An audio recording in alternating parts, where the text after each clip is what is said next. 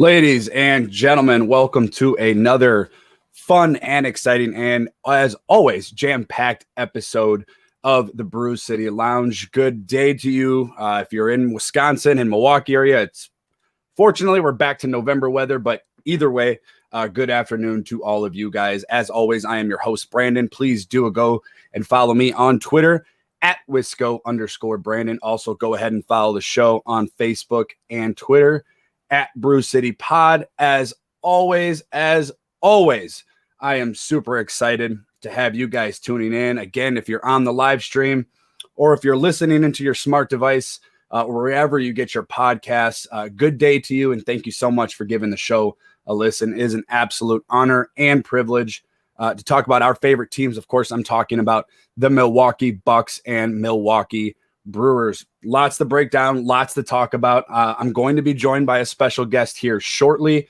We'll get into that shortly in just a minute, but I do want to take the time to run down a few highlights of this Bucks and Brewers team. If you guys missed the post-game show last night, that's okay. Make sure you're there next time for the next game. But the Bucks do take a commanding 3-0 lead over the Miami Heat, a crucial, devastating, demoralizing blow to that Miami Heat team last night. The Bucks do win that game 113-84. They look to close out the series on Saturday at 1:00. So tune into that. That should be exciting to see. The Brewers had an up and down series with the San Diego Padres. They do end up splitting that series 2 games. Some ups and downs for sure in that game. Bullpen was not all that impressive. Neither was the offense, as we have been struggling all year. The Brewers do look to bounce back in a series with the Washington Nationals this week. I'm not sure that series is really going to get played. Looking at the weather down there in Washington, they're looking at like 2 inches or so of rain. So it's going to be interesting to see if that series even gets played. And hopefully, it's not a bunch of stop and start finishes, but we'll get into the Brewers and talk about them. And news out of the Milwaukee Bucks. Shams tweeted it out about an hour ago. I want to say maybe longer than that. Dante DiVincenzo, when he left the court last night, it did not look like it was major. We thought maybe he possibly stubbed his toe, rolled an ankle, something minor.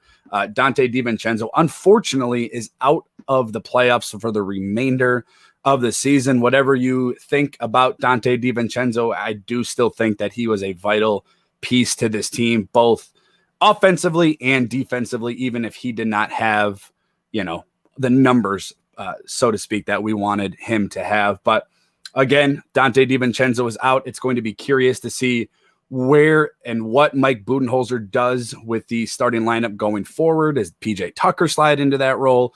Does Jeff Teague come off the bench and go into that role? It's going to be interesting nonetheless. So we'll talk about that as well.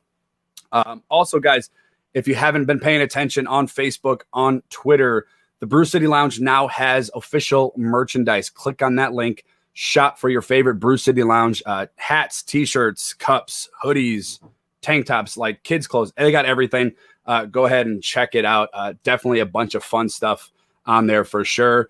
But most importantly, joining me now, brought to you by the good folks over at One Call Technology. Give them a call at 888-585-8850 for all your business telecom needs. David Gasper, editor-in-chief of Reviewing the Brew. Find his work over at reviewingthebrew.com. I was on there this morning. Excellent stuff on there, by the way. Thank you. Also give him a follow on Twitter at DGasper. That's GASPER 24. Give him a follow on Twitter for all your up-to-date Brewers analysis. Also, Cold Brew podcast co-host as well. So give that a follow on Twitter. And we appreciate your time. David, good afternoon, sir. Thank you for taking the time to join me. I'll start out by saying, how you doing? I'm doing good, man. Just been watching some college baseball, Vanderbilt, Ole Miss, taking up today. So watch some Jack Leiter and, get ready for, we got the draft coming up in 2 months too. So that's exciting, and just celebrating that the Brewers finally won something last night. Oh my God. And that's kind of what we'll dive right into now. I to come up with a sentence or a phrase with this Milwaukee Brewers team, one word that I can sum up in 100 million thoughts is frustrating. It's a frustrating team to watch. From a fan perspective, I'm sure the players are as frustrated as we are. Look, they've been dealing with injuries. They've been dealing with a tough schedule. They played 17 straight games in April. They right now are sitting at 500, 25-25. Their last 10 games, they're 5-5. So again, it's frustrating. They're losing, in my opinion, a lot of games that they should win. A lot of one-run games. That whole series in Philly, going back a few weeks, I think every game they lost, they had a chance to take the lead or tie the game late in that series. I know that was a couple weeks ago, but it's just certain things with this team that stick out to me that are frustrating. If you're looking at this team up to the season so far, what are some of your thoughts overall about this team? Yeah, it's kind of a different team than what we've seen in Brewers teams past. I mean, it's strong on pitching, strong in the rotation, and the offense is abysmal. I mean, they've really been they've been pretty bad most of the year. No one has really been able to come through with clutch hitting. They're not really getting the home runs that you typically expect from a stadium where they have always been able to hit home runs. They've always been able to hit a bunch. The balls just aren't flying this year. And whether that's part of the deadened baseball that Rob Manfred brought in, or whether that's just the players themselves just not having the power to be able to do it, it's something that's been struggling, and the lack of clutch hitting, and the lack of situational hitting, and just hitting the ball to the opposite field, getting it to the right side, getting a runner from second over to third. Things that typically this team has been very good at from 1970 through 2019. They're just not doing it this year. So that's been the really frustrating thing, because for years that's what we've been accustomed to is good hitting from this team, and now they haven't really been able to do it. Christian Yelich hasn't really been MVP type Yelich that we've seen in the past. Keston Hiura is completely lost still, it looks like. And without those two guys being what they're expected to be, it's hard for this offense to really succeed. Those are the only two guys in this lineup that have the potential to hit 300 with 30-plus home runs. Those are the only ones that you can expect anything like that out of. And they're not getting the job done. And without that, this offense, its ceiling is so much lower.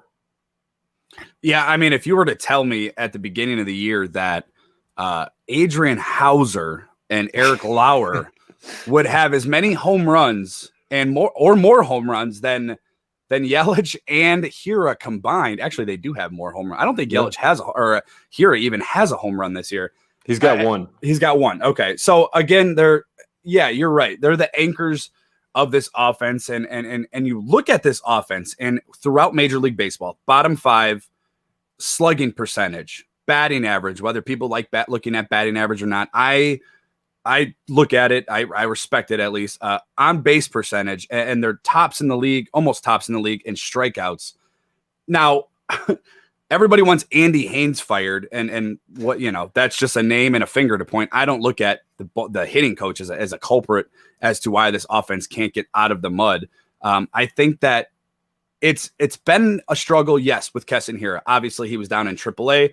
You would have thought the way he was tearing the cover off the baseball down in AAA that he would have came into the game a couple nights ago when he first got back up to AmFam Field and would have kind of at least hoped that he would transition into the same production that he was having down in Nashville. Yelich, he's only played in a handful of games since April 11th. The guy's coming back off a back injury. So if you can get these guys going, I mean, do you think that this is fixable? Do you think that maybe acquiring a guy like Willy Adames is, hopefully a little bit of a spark into this team, because it just seems like they're dead. It seems like there's no interest at the plate. It feels like every single time that you got a big opportunity with runners in scoring position, that they're swinging on 3 straight pitches or looking at the first 2 pitches and then, striking out. It's just, they just seem like there's no life into them right now. Yeah, I mean, this is something that I think is fixable, and that's where I think the Adames trade really kind of comes in. I mean, initially when I saw it happen, I was really kind of confused by it and was Mm-hmm. really kind of upset that they gave up on Luis Urias that quickly after telling us, hey, this is going to be our guy for the future. And then after 6 weeks, you're like, nope, that's not it. It's like, really? But I mean, Adames, I mean, he has been a spark. I mean, he's been a spark of life in that dugout in the clubhouse. And that's something that, I mean, the Brewers have really been kind of lacking. I remember seeing something like a week or so ago about like what happened to the fun Brewers. These Mm-hmm. guys don't seem to be having that much fun. I mean, they traded away Jesus Aguilar, they got rid of Hernan Perez, they traded away Orlando Arcia, and those were kind of the big guys to bring the fun to the team. And now, I mean, you had Brent Suter, who obviously, I mean, he's fun, but Mm-hmm. he's also a bullpen arm. There's only so much he can do. You got Manny Pena, the backup catcher. He's been fun, and he started the Beast Mode 2.0, the Tiger or whatever Yep. it is. So I mean, like that's good, but they're really just kind of missing some of that energy there in the clubhouse, and I think Adames kind of brings that back a little bit, and it's good to see. And I mean, he went 4 for 5 Mm-hmm. last night, and with the home run, a triple shy of the cycle. He's a third shortstop in Brewers history to get 4 hits in a game and 4+ RBIs in the same game, joining JJ Hardy and Robin Yount. So Interesting. that's pretty elite company for Willie Adames, and he's only been here a week. So it's something that I think it definitely will spark this offense. At least I hope it sparks this offense a little bit more. That's really kind of what they need, and getting that energy back and just getting someone hitting, because hitting is contagious. Mm-hmm. As soon as one guy starts hitting, the rest of them will start hitting too. Mm-hmm. So they just kind of need someone to do it, and maybe that someone's Adames. Yeah, and I do want to touch on the Adames trade and kind of get your thoughts. Now, when the trade was announced, I know who Willie Adames was. I've seen him down in Tampa. He struggled at the Trop hitting the ball. His home and road splits were two different stories. Looking at his numbers, but I was not impressed with the trade. And the only reason was not because of who Willie Adames is or what he can be. Defensively, he's amazing. Offensively, he's showing you really, quickly how, the impact he does have on it. But I thought it was at first it felt like a quick rush to judgment, a desperate move out of David Stearns, because just a month prior, you're giving up Orlando Arcia for 2 guys into that trade. Of course, Patrick Weigel and Chad Sabaka that we haven't even seen yet. You didn't see any return out of that Orlando Arcia. And then all of a sudden, like you said, you're giving up Luis Urias 6 weeks after that initial trade. And it just felt like, was it a rush to just fix? I know that game prior to that trade, I think Luis Urias, that was his game where he had 3 errors as well. So it was kind of pointing to giving up on Luis Urias. What were your thoughts just on that Orlando Arcia trade? As you mentioned, he was a little bit of that energy in that dugout, and that guy that, he wasn't offensively always going to provide you with, maybe Willie Adames numbers, but defensively he was solid.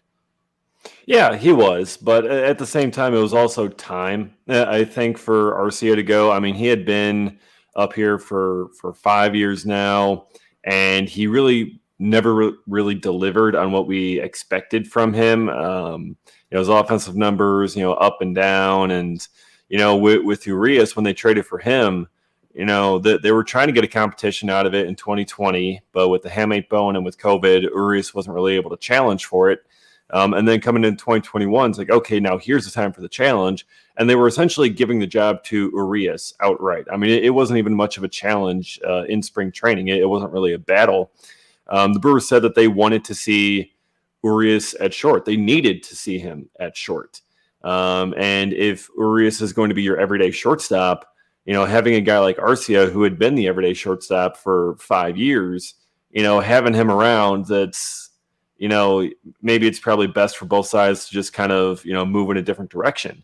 But it just looks all the more puzzling when 6 weeks later you decide that the guy that you went with all of a sudden isn't good enough for the job. Mm-hmm. So if you're going to give up that quickly, it almost would have made more sense just to hold on to him if you were going to have that short of a leash. But because they gave Arcia 5 years and they didn't give Urias anywhere near that amount of time. And it seemed kind of like, a panic move. And then, with Adames, you gave up 2 far better relief arms than what you got back. Oh, absolutely. Arcia. Yeah. And Adames is a better player than Arcia. Don't get me wrong. But now the bullpen has a hole in it because the 2 guys that you brought back before, Weigel and Sabatka, even if they are on the big league roster, they are not going to provide anywhere near the production that Feyereisen and Rasmussen brought to the team. And David, again, joined by David Gaspert of Reviewing the Brew. Check him out on Twitter and follow him. Go on there, check out their website, reviewingthebrew.com. You gave me a perfect segue to my next topic that I wanted to talk to you about, and that is the bullpen, because to me, if I'm looking at this Milwaukee Brewers team, I think that the offense eventually gets it figured out. You said they're fixable. I agree with you.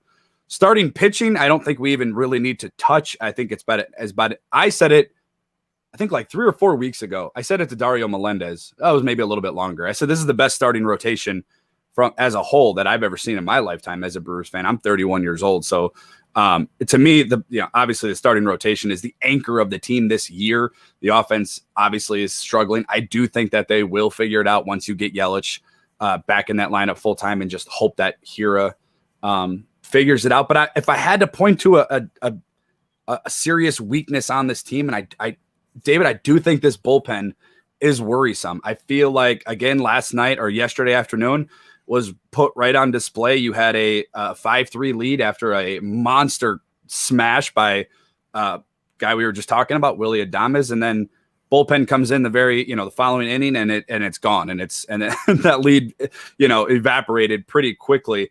Looking at the bullpen, Brent Suter, almost a 4 ERA, Boxberger, Yardley. I know they got Trevor Richards in that trade with Willy Adames. I don't think this bullpen is going to cut it. I don't know. A lot of these ERAs are up and above 4. Even Devin Williams seems to be a little bit of a struggle, and I know it's still technically kind of early for them. He didn't have any spring training much at all. What are your thoughts on the bullpen? Is it something that worries you? Is it something that, again, is it fixable with maybe a trade, or, Lindblom was DFA'd? What are your thoughts as a whole? Yeah, the bullpen's a problem right now. When you traded those 2 guys, Feyereisen and Rasmussen, those were your kind of key. Those were your 2 big A group relievers. Your A group had Hader, Williams, Feyereisen, and Rasmussen. Those were your 4 guys there. And now your A group is Hader, Williams, and maybe Boxberger. It looks like they're putting Boxberger in that 7th inning role now, who, he can be solid, but he's not someone that I think they can count on as much as what Drew Rasmussen and Feyereisen could bring. So it is a hole, and one that I don't think that they have the internal options to fix. Trevor Richards, I'm not really thrilled with Trevor Richards. No. I don't think he's going to be probably a long reliever. If the Rays gave up on him and he wasn't able to succeed there, he's probably just not going to be that good of a pitcher. It just straight up. Weigel and Sabatka, if they're even up, they're probably B group level relievers. Who else do you got? You got guys down in the minors like Quentin Torres Costa, Miguel Sanchez. They don't really have big league experience. They could be maybe A group arms, but you got to give them opportunities in the B group first before they earn their way there. So they don't really have the internal options to fill that A group of relievers. So they're going to need to look to trades. And Stearns has already made 4 trades this season. Mm-hmm. It's not even June. He's already made 4 in-season trades, and he's going to have to make some more. And I don't know if anyone else is going to be willing to trade relievers right now. He may end up having to wait until July and battling everyone else across the league to get those relievers. But in the meantime, you're going to have a month, 2 months where you really don't have much in your A group of relievers, and you're going to just be relying on your starting rotation so much more. And, You're going to need them to go even deeper into games to get it, just to Williams and Hader. You're going to need them to continue to limit runs because the offense hasn't been performing that well. So it's putting a lot of strain on the rotation. It's leaning on the rotation a lot, and they're going to need to find some help, whether it's the offense playing better or whether it's getting some extra relievers. But I think that's going to be a huge need for them at the deadline because I don't see them getting one anytime soon. And I think, and you kind of touched on it a little bit, that, as a Brewer fan, David, that's what this year, at least, that's what frustrates me because, for Brewers fans, as for our whole lives or, most of our lives, we have been clamoring for starting pitching. Every season we go like, man, what would this team be if we had an ace? What would they be if we had 2 or 3 guys that are just, Brandon Woodruff, Corbin Burns, and Freddie Peralta type guys where you're going to get 6-7 innings and 2-3 runs at most. And we knew that as Brewer fans, if we ever got that, the way that the offense produces, we would be great. And of course, now this year it flips to go the other way. Now the pitching is there and the offense isn't. I love Craig Counsell. This is not a knock on Craig Counsell. If anybody is listening to this show, they know that I love Craig Counsell. I think he's the most underrated manager in baseball. But I will say this, every offense that Craig Counsell has had that has been successful, and most of them have, especially the last few years, but they've always had a lot of pop in that lineup. You go back to 2017, 2018, even 2019, and then I guess you could say last year. Last year was kind of weird. I don't really talk a whole lot about last year, but you got, Grandal, you got Moustakas, you got Yelich, you got Braun, is Craig Counsell a manager that relies too much on that big bat instead of being able to manufacture runs? Now we saw it yesterday. He did bunt. He did send here at a bunt, and then it moved over Narvaez that eventually scored on the JBJ single off the wall. Do you think, in your opinion, again, I'm not criticizing Craig Counsell. If anybody's listening, I love the guy. I'm just saying, is he the type of manager that is, if he doesn't have that boom in his lineup, that it has more of the ability to bust than anything? I mean, that's just kind of part of the new age of baseball, I think, where, we're not seeing much for bunting or hit and runs or anything like that, any of the old school style. You have a better chance just trying to swing away and, see what happens there. Counsell's one of those guys, one of those managers that does that. And, he's not the only guy around the league that does. And not having that big power bat in his lineup right now is hurting. And whether, I'm not sure whether he needs to simply adjust in the meantime and try to call more hit and runs, more bunts, and get more crafty in the meantime, or if he just needs to ride it out and know that he's got the power bats in there. They're just not hitting at the moment. He's got Yelich, he's got Hura. And if they're hitting, then everything's fine. We're not even talking about this. This isn't even a topic. So it's kind of a fine line between trying to, ride it out and let those guys find themselves and trying to switch to something else, seeing that, what's currently going isn't working. So it's a fine line for him to try to ride. And I'm not really sure what the right decision for that is, but that's why Counsell gets paid all the money. Yeah, and and again, I don't want to sound like I'm saying that he's reliant on the big bat. Obviously, yes, baseball is transitioning to a strikeout or home run type league, which does suck. But going off of what you were talking about with David Stearns, whether we see, maybe this might be a reach, maybe we see Ethan Small in a late season, maybe a September call up candidate. Is there somebody? Is there obviously Colorado is in sell mode apparently with the giving away Nolan Arenado for nothing and getting paid for it, or paying for it. Is there anybody in your mind, in your opinion? Obviously, we talked about the bullpen. Maybe they do add another bat. Maybe they do go out and get a bullpen guy or a couple of guys, for the farm. Is there a group of people, maybe a player that you're eyeing up for the trade deadline? I mean, maybe not even the trade deadline. Obviously, David Stearns is ready to deal right now. So, in your opinion, is that something? Are the Brewers going to be active? And if they're going to be active, what do you think they're looking at? Yeah, I think they're going to be active. I mean, the Brewers have stated in the past that, if they believe in a team and if they're competitive, Mark Attanasio has always been able to find the money to help them pay for whoever. And then they're always willing to make the move to supplement the team. And I think Stearns knows he has to supplement this team as it goes along. So yeah, I think they'll be active. I think they'll be buyers at the trade deadline. They're still hanging around, and it's not like anyone's running away with it in the NL Central right now. So I believe the Brewers are still within like 2 games, I think, of first place. Mm-hmm. So Yep. they're really not that far out.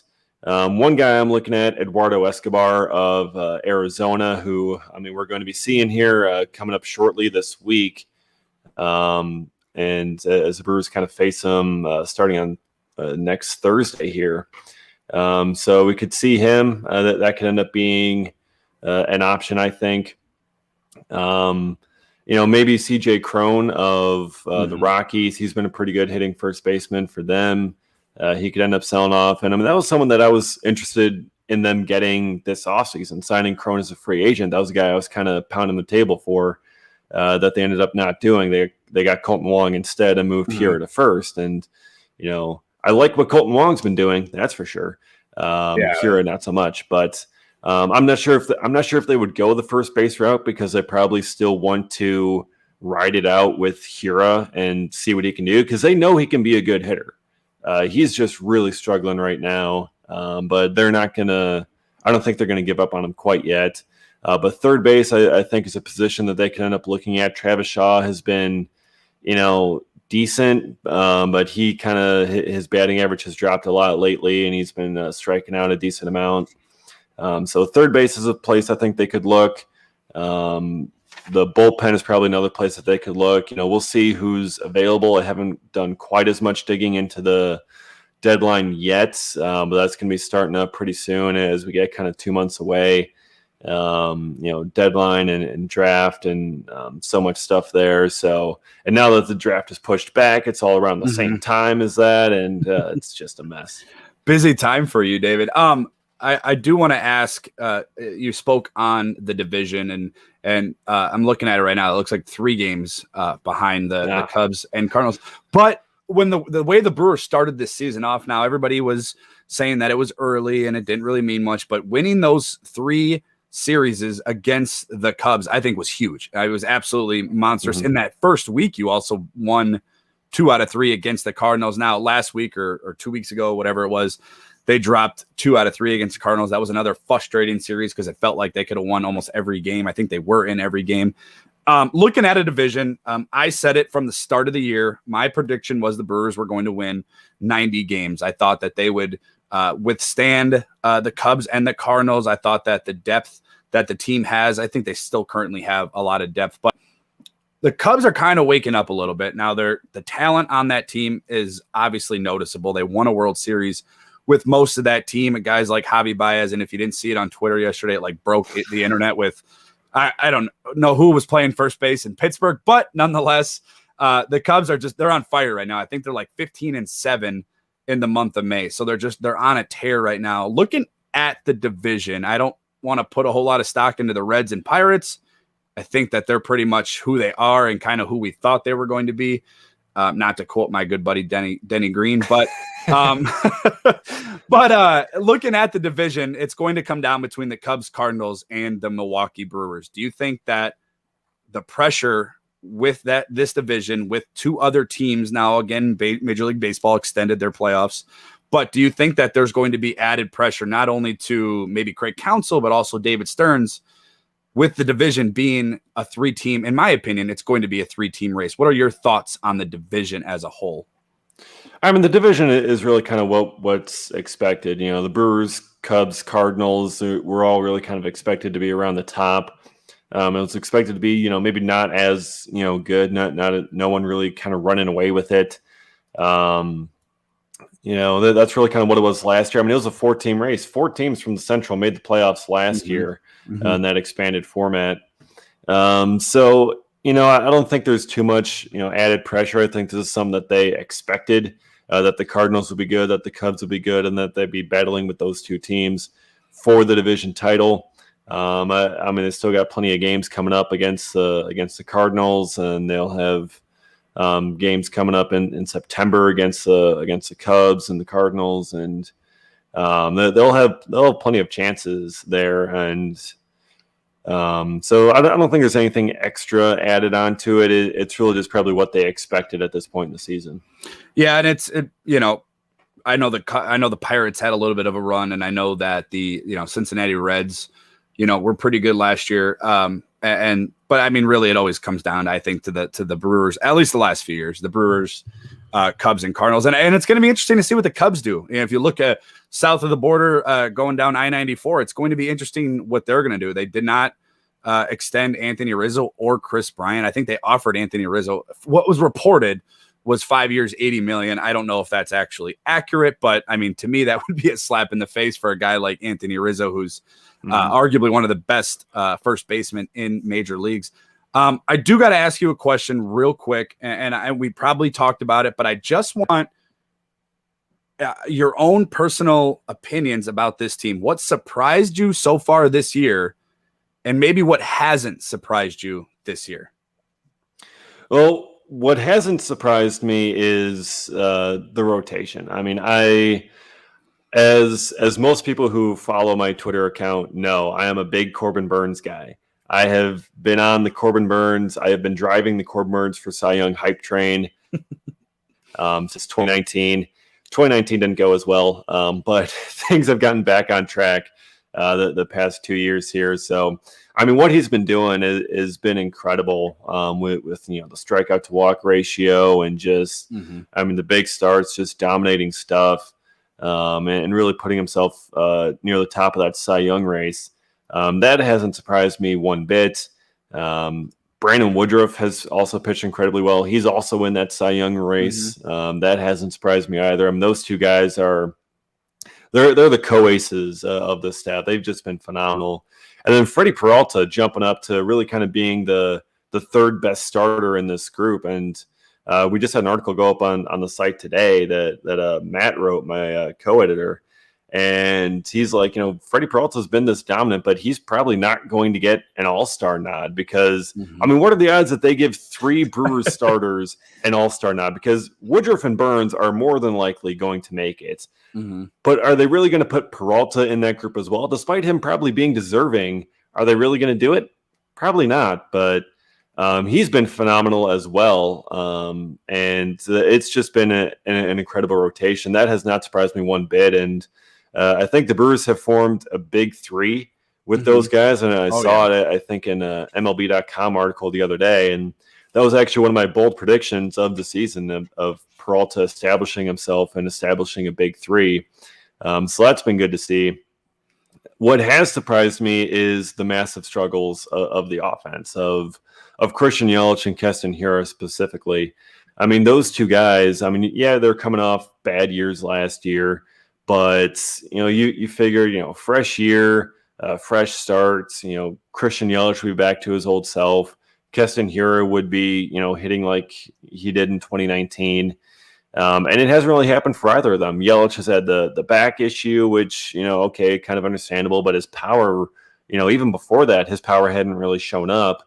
And Hiura has just been completely lost at the plate. And it's been tough to watch him try to find it because, I mean, he's missing like 89 miles an hour right down the middle. And like that's serious, especially for someone who is, as good of a hitter as Hiura is. So that's what's really kind of surprised me the most, those two guys struggling. But yeah, the rotation has not surprised me at all. They've just been fantastic. See, prior to the start of the baseball season, I was doing a big, season preview. I had Matt Pauley on the podcast, and I was asking him, and then I gave my own answer, and I see we went over, the offense, defense, bullpen, and I said, offensively, I think they're going to be great. I think adding Colton Wong into AmFam Field is going to be a big plus. The guy can hit all over the field, but I said, going into it, the offense was going to be the strong point, in my opinion, prior to the season. I thought that offense would be the strong point. I thought the bullpen would have been another strong point. Turns out both of those are the weak points.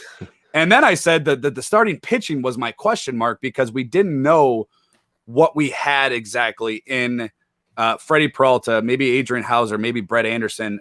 We knew that Brandon Woodruff was going to be the anchor. He's probably the most consistent pitcher, but you hit it on the head. Corbin Burns, and you have been holding down the train with the Corbin Burns. I actually went out and bought a Corbin Burns jersey this year. Yeah, I went away from the Yelich. I got like 6 jerseys in the Yelich number and name on the back. So I was like, I'm going after somebody else, and that was my pick. But I was all messed up at the beginning of the season because I thought that the offense would have been great. I thought that the bullpen would have been good. To see Devin Williams struggle, in the way that he's struggling, it seemed was it yesterday's game? Yeah, he's the one who gave up the lead. It's like that guy on first base was just living inside his head, and all you were trying to yell at, you heard, I don't know if you watched the telecast, but Bill Schroeder's just like, just pitch the ball, worry about the batter. Is there any, and just a few more questions and I'll get you rolling. Is there any concern with Devin Williams? He's shown, obviously last year he was lights out. Last year, again, 60 game season, started off, 4 months late. Whatever. I'm not taking anything away that he did last year, but is there any concern, in your opinion, with Devin Williams? No, I'm not really too concerned. I mean, the issue for him has been command. It's not necessarily the stuff. I mean, he had the command last year, commanding the fastball, commanding the changeup, really just kind of always able to put it where he wanted to. This year has not really been the case. Hasn't been able to consistently throw the changeup where he wants it every single time. Hasn't been able to throw the fastball where he wants it every single time.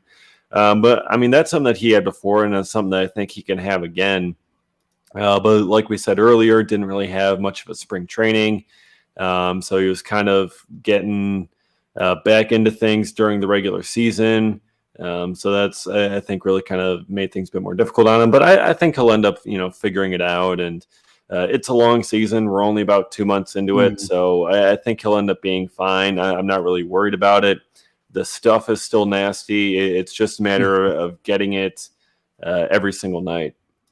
And I'm with you. I think that you're right. It is still fairly early. I think we all kind of rode that high at the beginning of the year when they took 3 out of 4 against the Dodgers and they were looking, at first place at 17-11 and your leading hitter was like Billy McKinney and Daniel Vogelbach. So I'm with you. I do think that they do end up turning around. I just hope that it's not too late. I mean, if you were to tell me that this team, with all the injuries and all the slumps that they're in, Keston Hiura, and I said it before, Keston Hiura is in the major leagues because of his bat, not his glove. And to see him completely just, almost forget what he's doing and forget to hit. Hopefully the stuff that's going on in his personal life isn't too pressing. And I hope that, it's not.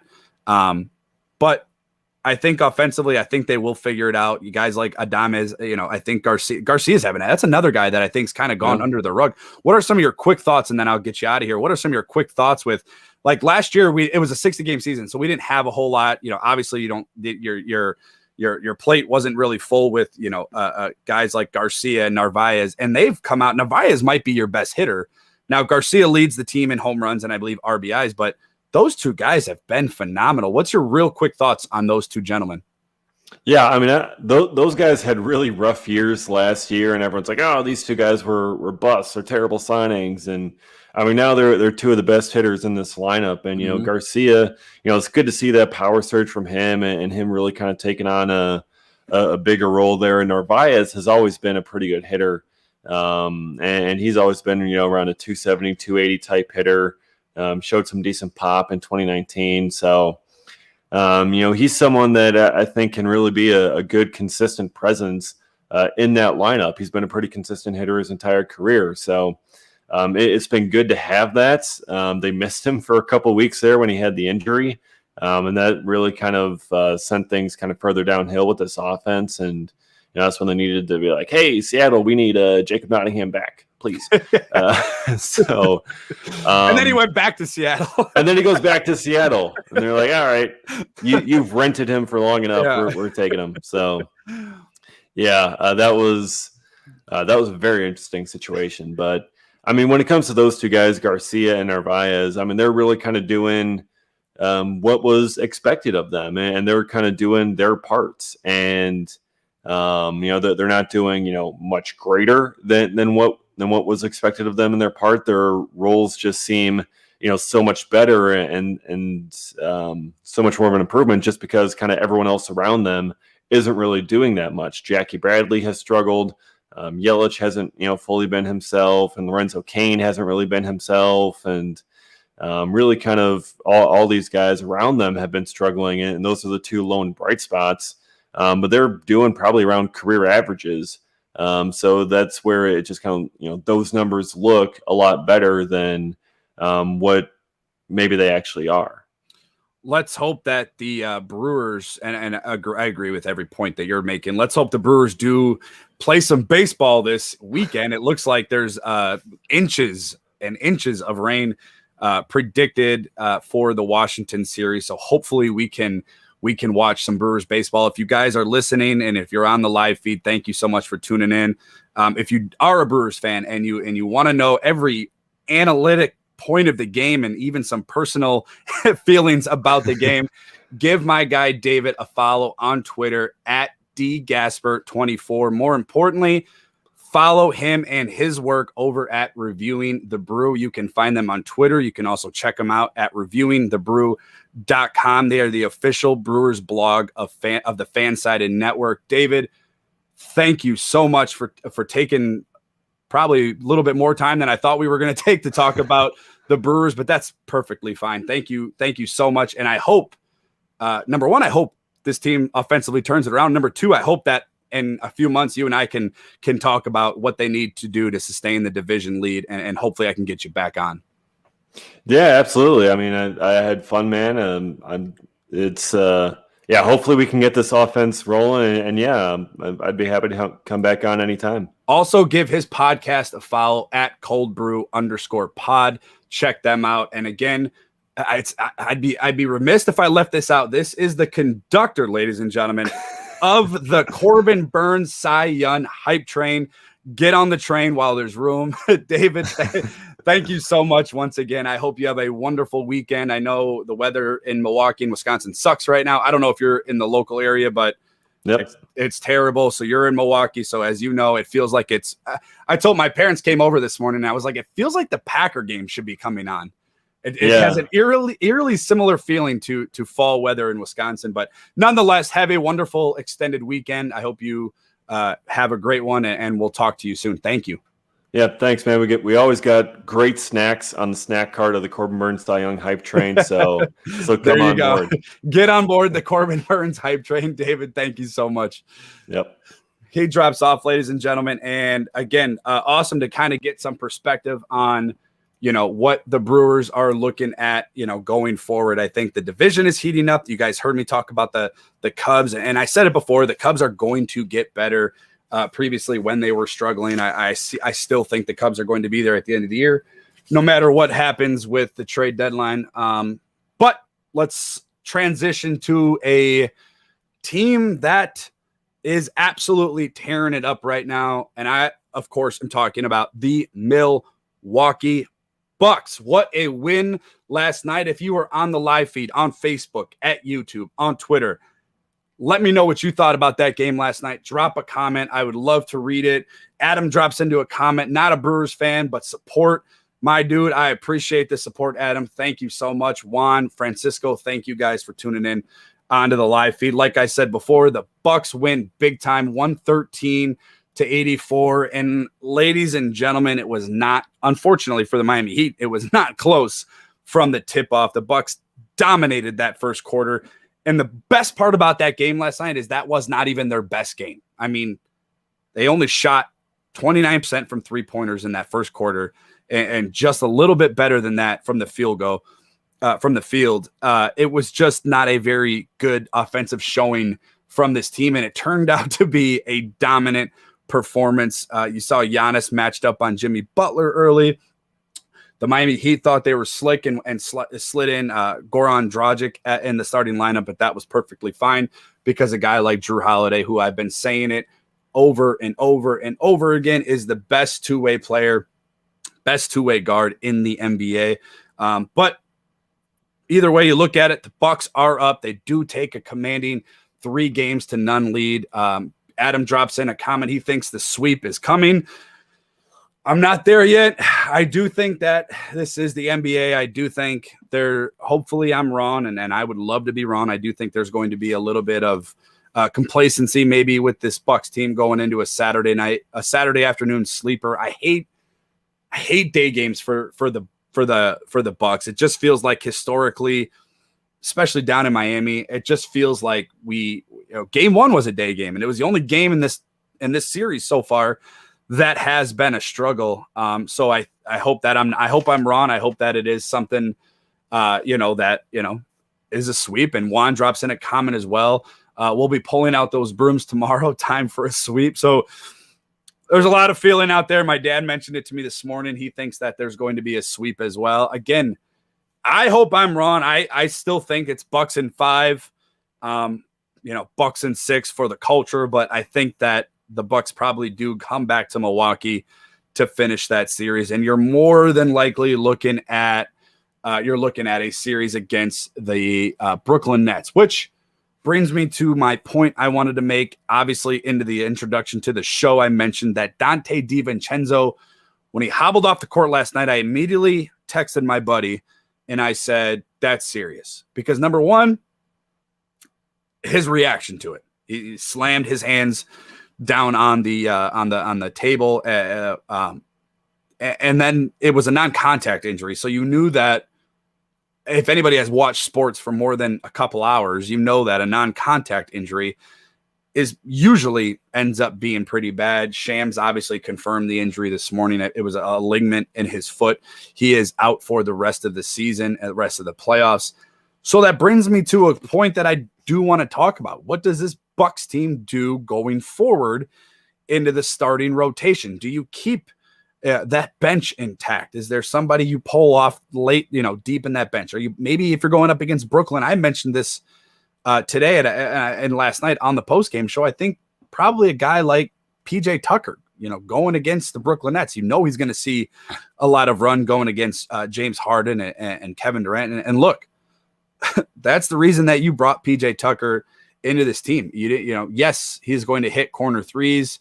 Yes, he's going to provide a little bit of scoring and a little bit of rebounding here and there, but you brought him on this team at the trade deadline, giving away a guy in DJ Wilson, a high draft pick, for his defense for the series against Miami, for more than likely the upcoming series against Brooklyn. My dad actually drops a comment. He's listening over on YouTube. Hit that subscribe button if you are on YouTube. He drops in a comment, Bucks will sweep Miami and beat the Nets in 6. I won't go that far. I could see it. I wouldn't be surprised if that does happen, but I do think that it's going to be a tough series nonetheless. So again, the question is out there. What does this Bucks team do going forward with the likes of Donte DiVincenzo out? I heard a bunch of people talking about it. Maybe you slide in Jeff Teague. Maybe you bring in Pat Connaughton into the starting lineup. He's comparable to a type of player that Donte is.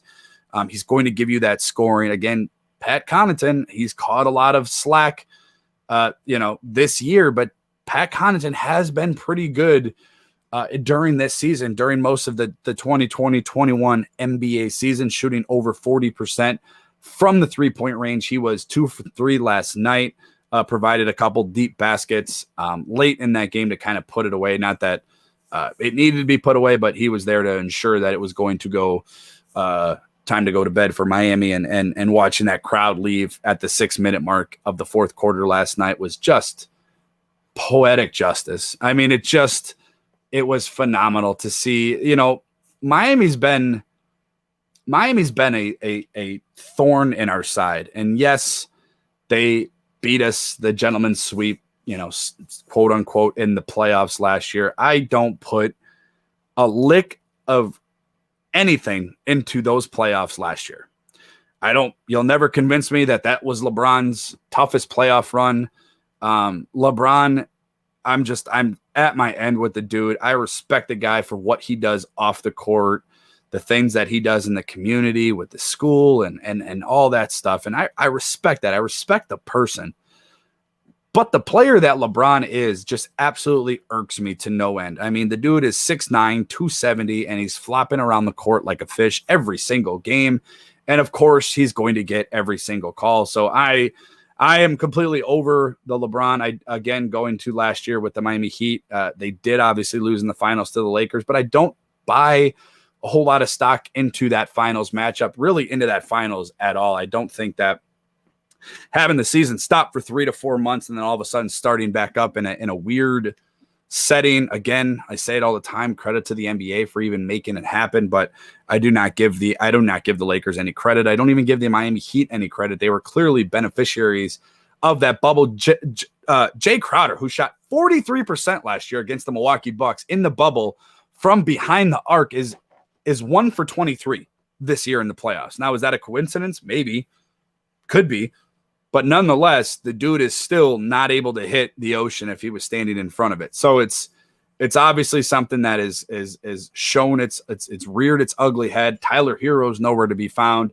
Duncan Robinson had one good game in game one, and I really only in the first quarter did he really show any signs of life. And outside of that, and again, that goes to show, and I give credit to Mike Budenholzer, give credit to John Horst. This is not the same team from last year in the bubble. In fact, if this team was in the bubble, they would probably still be up against Miami 3 games to none. This team is different. The upgrade from Eric Bledsoe to Drew Holiday is unmatched. You will not find a bigger upgrade unless you go out and get a superstar over a bench player bigger than Drew Holiday over Eric Bledsoe. It's insurmountable. You cannot convince me otherwise. It's absolutely huge what the John Horst did in that trade with New Orleans in the offseason. Getting Drew Holiday was a game changer for so many reasons. I mean, you heard PJ Tucker talk about a little bit about Drew Holiday after the game. I mean, he knows what he's doing. He's never phased. He's quiet. He's an assassin. He's going to go where he wants to go. He's going to take his guy where he wants to take him. And he's a leader on and off the court. And he's a perfect fit for this Milwaukee Bucks team. Obviously, guys around him are growing to him. PJ Tucker even made a comment last night. I talked about it on the post game, and if you're not following the show, I do a Bucks post game after each playoff game. There will not be a show tomorrow. I forgot that the Bucks do play at 1:00, and I do have some plans with some family, so I will not be doing a Bucks post game show tomorrow. But PJ Tucker made a comment, and I couldn't have related more to PJ Tucker when he said this comment. And of course, I'm paraphrasing him when I say this, but he said nonetheless, he goes, I knew Drew Holiday was good, but I didn't know like he was this good. And I think we all can kind of relate. Drew Holiday obviously was a one and done at UCLA, high draft pick, and just kind of, I don't want to say, floated around, but I mean, Philly kind of gave up on him early. And then obviously New Orleans and kind of let him there to rot. But I do think that, seeing Drew Holiday, being able to watch him for the whole stretch of a season, I don't think as Bucks fans, I knew in November, I believe it was November when the trade was announced, we knew that Drew Holiday was going to be better than Eric Bledsoe. But I don't think we realized how much better he was going to be than Eric Bledsoe. He's just that much of an improvement that there's really no weakness on this Milwaukee Bucks team as a whole. I mean, I mentioned it last night in last night's post-game show. If you're looking at this Milwaukee Bucks team, and at one point on the court, they had Drew Holiday, Chris Middleton, Giannis, Brook Lopez, and PJ Tucker. And you could absolutely make an argument that between those five players throughout the NBA at their position, they are arguably either the best or the top 3 defensively in their position. Drew Holiday, in my opinion, is the best two-way guard. So, okay, Drew Holiday. Giannis is the reigning defensive player of the year. He's the best big man. I don't care what Rudy Gobert does in Utah. I could care less. He's better defensively and offensively. Brook Lopez is an underrated defensive player in the NBA, and he has been for quite some time.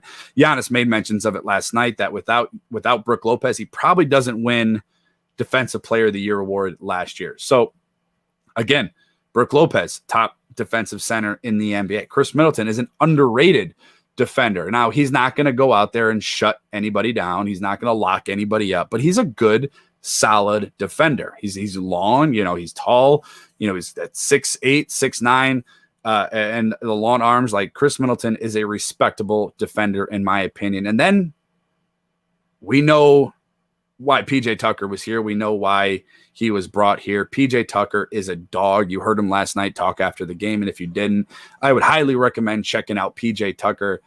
Mentioned it multiple times that there are a bunch of dogs and they need to have that mentality going forward. PJ Tucker is that dude. I remember when PJ Tucker was in Houston, and every time that Milwaukee would play them, and again, it was only twice a year, but you knew going into that game that PJ Tucker was going to be the annoying part of that game. Stingy, tough. It's not very big. He's only 6'5", but he plays. He can guard the 5. He was on Duncan Robinson last night. He was on Goran Dragic last night. He was on Jimmy Butler last night. So he's been just an absolute huge addition for this Milwaukee Bucks team that they acquired at the trade deadline. So again, kudos to John Horst. Kudos to Mike Budenholzer for going out and changing this team. Now, guys, this is not the same Bucks team that we had last year. You're the likes of, and no disrespect to these guys, but in my defense, they are out of the NBA right now. Kyle Korver, Marvin Williams. Now, a lot of these looks that Bryn Forbes are getting, and he's hitting a lot of these shots, but he's getting good looks. Guys, go back and watch the bubble. These are the same looks that Kyle Korver was getting last year. He just couldn't hit anything. So yes, Bryn Forbes has been a surprise, I think, for Bucks fans. He's been somebody that, I didn't think was a scrub coming from the San Antonio Popovich era. I don't think that, he obviously he's well coached. He knows the system, obviously, with Mike Budenholzer being a part of that Popovich tree. I think that having a guy like Bryn Forbes coming off your bench and another guy who's just completely slept on the offseason when it happened, Bobby Portis. I mean, averaging 12.5 points a game. Had 11 last night. I mean, just hitting shot after shot. He's a scrapper. He's going to get in your face. He's tough. I love Bobby Portis. I hope he ends up deciding. Bryn Forbes and Bobby Portis are both one-year guys this year. I don't know if you probably have enough flexibility and enough money to be able to acquire both, or not acquire, but to retain both of those guys next year. But it goes to show the improvements and the weaknesses that John Horst and Mike Budenholzer, and credit to also the ownership, that they knew last year what they were lacking. Now, when you got a guy like Giannis, you got a guy who's going to, they're quote unquote go up against a wall. And again, I said yesterday on the post game show, I believe that wall was built to not only stop Giannis, but also Eric Bledsoe, because Eric Bledsoe could not hit a shot outside of the paint. So you shut 2/5 of the Bucks offense down with that wall. So what did John Horst and Mike Budenholzer and the ownership decide to do? Well, they went out and got proven shooters. Bryn Forbes is a 40% three-point shooter in his career. He's an established shooter in the NBA. He came from the same offense that is run down in San Antonio. So he went out and got Bryn Forbes. A lot of people got angry with the Pat Connaughton re-signing. Yeah, may have been a little bit of money, but the dude shot over 40% from three-point range this year. He's been phenomenal. Give credit where credit is due. We all criticized that Pat Connaughton signing. We were questioning that, what were the Bucks doing with the 3 years? But hey, dude's proven that he belongs. He's hitting shots, and now we're going to see an extended role with Pat Connaughton, with Dante DiVincenzo, unfortunately, out for the remainder of the playoffs. And then a guy that Bucks fans, myself included, have been yelling and screaming for, like, it feels like, I don't know, 6 years, 7 years, a long time. Jeff Teague. And I think we're going to see a little bit more of a Jeff Teague role going into the game Saturday with Dante being out. It's going to be interesting to see what this Bucks team and Mike Budenholzer does and his coaching staff does with Dante DiVincenzo being out for the remainder of the playoffs. Is it Jeff Teague time? Do you bring in PJ Tucker? Do you slide Chris Middleton to the off guard? It's going to be interesting to see what the Bucks do going forward. Again, game 4 is Saturday, 1:00 Central Time. The Bucks do look to close out the Miami Heat. So it's exciting time to be a Bucks fan, and stay tuned to the show and to my Twitter. Again, follow the show on Facebook, on Twitter at Brew City Pod. I want to take the last 10 minutes of the show, and I do want to introduce a new segment to the show. If you guys are on the live feed, I see a couple of you on. It's a weird time again for a podcast that most people are at work and can't listen. But either way, if you're on the live feed, thank you so much for tuning in. But it's a new segment to the show that I think fits this show and its name perfectly. So every Friday, every last Friday of the month, and I may increase it as we go on. I haven't totally decided, but how I'm going to start now is every last Friday of every month. So obviously this Friday is the last Friday of this month, and so on and so forth. I'm going to open a new segment called Brew City Bar Review. Now, it's going to, number one, get me out of the house a little bit, get out to see bars that maybe I've never heard of or never been to. But I want to go to them. I want to have, if they got food, maybe get a plate of food, have a drink, spend an hour or so inside that bar, talk to the bartender, talk to the owner, maybe the manager, get a feel for that bar, what kind of vibe they have, what kind of energy, what kind of specials, what do they offer, especially in the city of Milwaukee. So I'm excited. I'm really excited about this bar review segment. And again, if you got a bar in mind and you're like, oh, he's got to go check out this bar, shoot me a message. Follow me on Facebook at Wisco_Brandon. You can also follow me on Facebook. Just search my name, add me as a friend. Tell me what bar you got, what the address is, what the name is. Check with the owner and and maybe the manager or an employee to make sure that they're aware. And I will come there. I will sit down. I will look over the menu. We'll walk around, spend some time in there, and just get a feel for it. So again, last Friday of each month, we're going to call it the Brew City Bar Review. And I went to a bar this month and I'm going to break it down for you. And it's fun for me. It's fun for maybe, businesses coming out of a pandemic to help get the word out and maybe promote what they offer. And we all need a little bit of help every now and then. So that's all it is. I don't want anything in return other than to be able to speak about your establishment. So for this week, I went to, it's called In Plainview, formerly known as Brass Monkey, over on 700 East Layton Avenue. It's out literally right across the street from the airport, which is a phenomenal view. So a couple things that I noticed real quick about the bar is they have outdoor seating, and it's not in the back. If you go to a lot of bars throughout, you'll see like a patio in the back and, or the side, and there's the parking lot, or they're looking at an alley or something like that.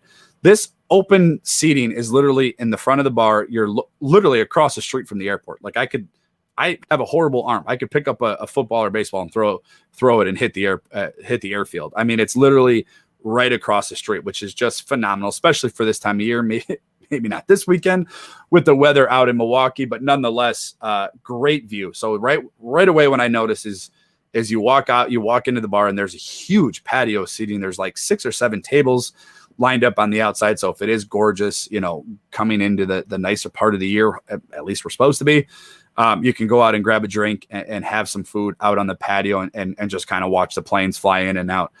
The kitchen is open 10 on weekdays, 10 to 10 p.m. on weekdays, 11 on weekends.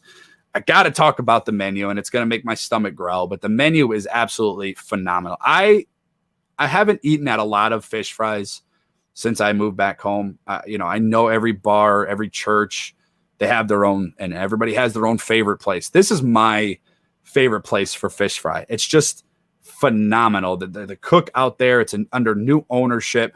Danny, he's a phenomenal guy. The manager over there, Skylar, she will take care of you guys, whatever you're looking for. They do have a couple fun events coming up, so stay tuned for that. I tagged In Plainview on Facebook. Go ahead and follow them on Facebook. Hit that like button.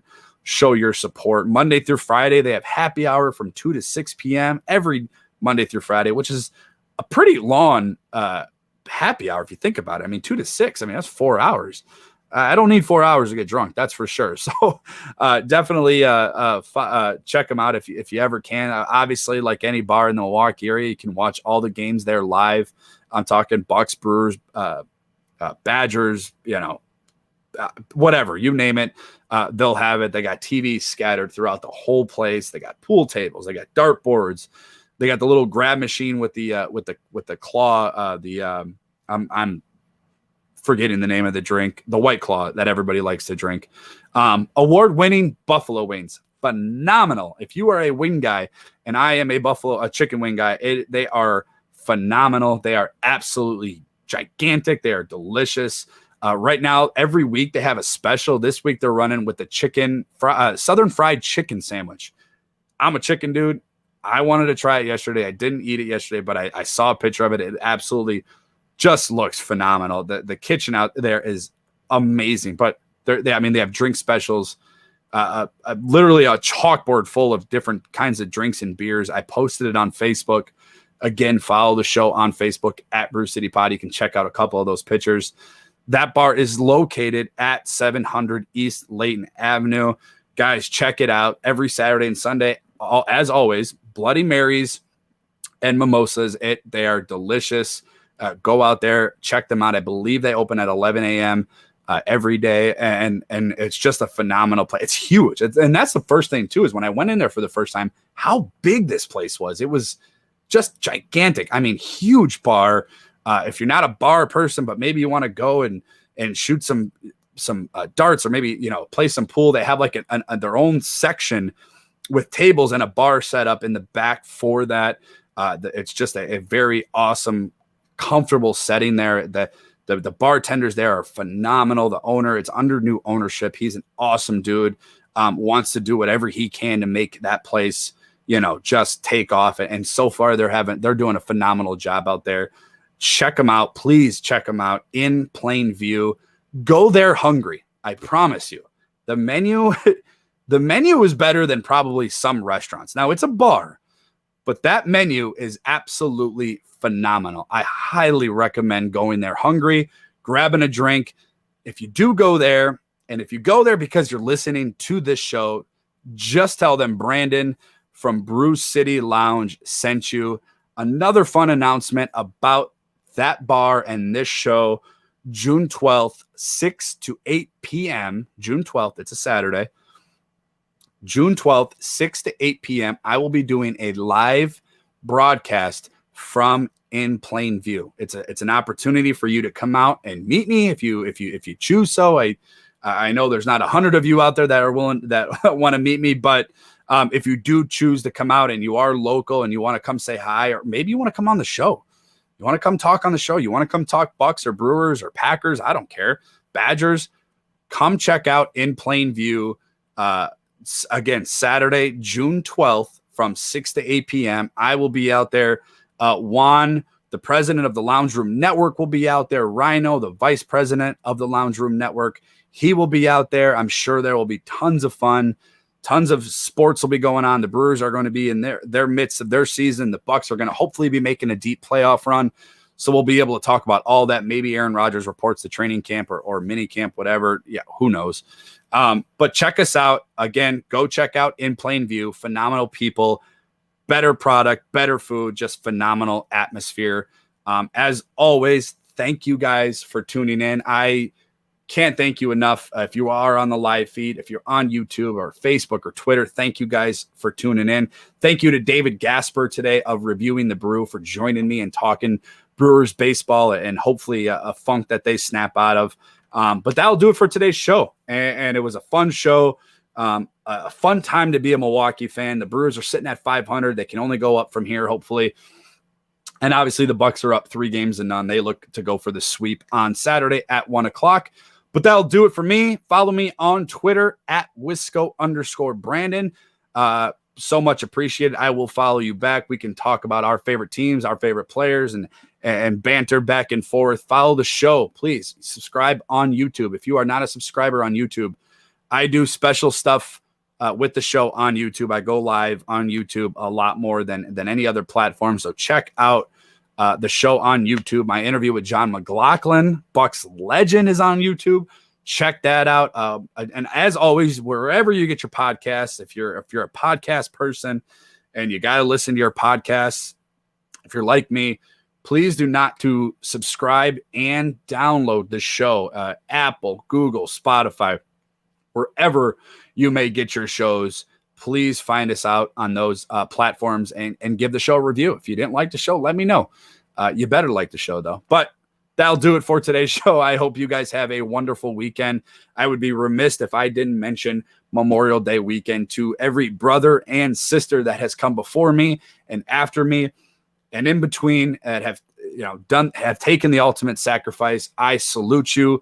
Thank you for making that sacrifice. I appreciate everything that you guys have done. Again, this is a Memorial Day weekend. Let's remember those that sacrificed everything. I hope everybody enjoys their extended weekend. Travel, if you're traveling, be safe in general, and have a great weekend. And I will talk to you guys on Tuesday. Have a good one. See you.